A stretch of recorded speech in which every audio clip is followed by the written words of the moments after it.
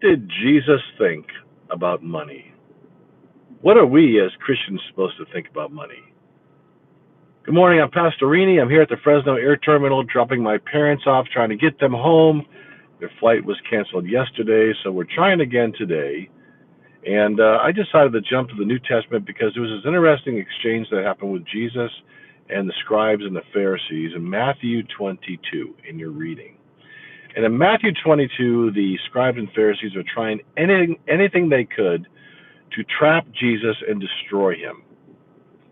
And so they brought one of the denarii, which is like, a coin, like a silver dollar, like we had today. And the coin had the inscription of course, the emperor on it.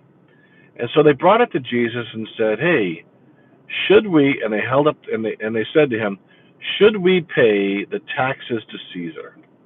Because basically we're people of God, and why should we pay Caesar a tax?" So Jesus knew that they were trying to trap him. They knew they were intent on destroying him. So he held up the denarii, and it had a picture on this coin of the emperor on it. And he said, "Hey, who is this picture on this coin?" And they go, "Caesar." And he says, "Yeah, give to Caesar what is Caesar's, give to God what is God." And by doing that, it made them uh, speechless, and they left him alone because he managed to diffuse the situation by explaining that we are citizens of both this world and an eternal kingdom as children of God. And as citizens of an eternal kingdom, we don't subject ourselves to the worldly values of money and things. In other words, God's kingdom's eternal. He doesn't have to use a piece of paper with a leader printed on it. The kingdom of heaven is eternal. Our rewards are given to us by God, and they come through our salvation in Jesus Christ, and they come as a gift from our loving Father. But while we live on earth, and we're citizens of this earth also, and of the whatever earthly nation we belong to, there's commerce, things you need to do to get food and water and buy whatever.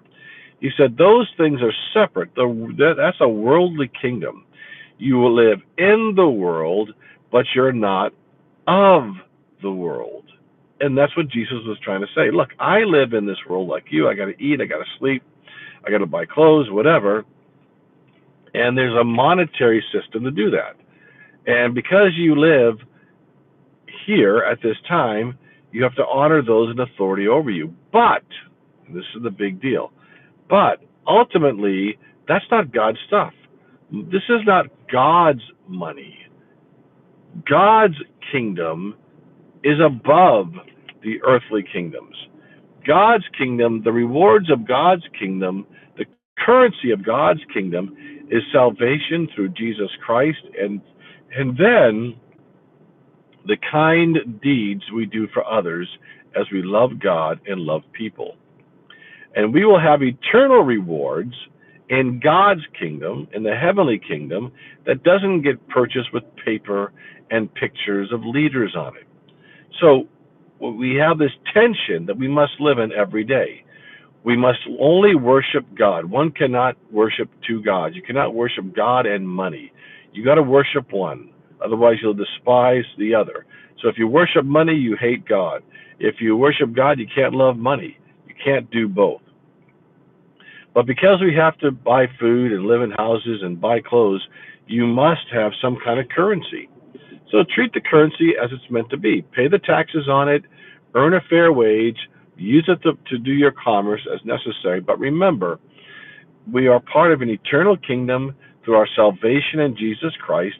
And because we're part of this eternal kingdom, we use eternal currency, which is salvation in Jesus Christ, and then the kind and good things we do to love God and love people. And those rewards come in heaven, and those rewards are eternal.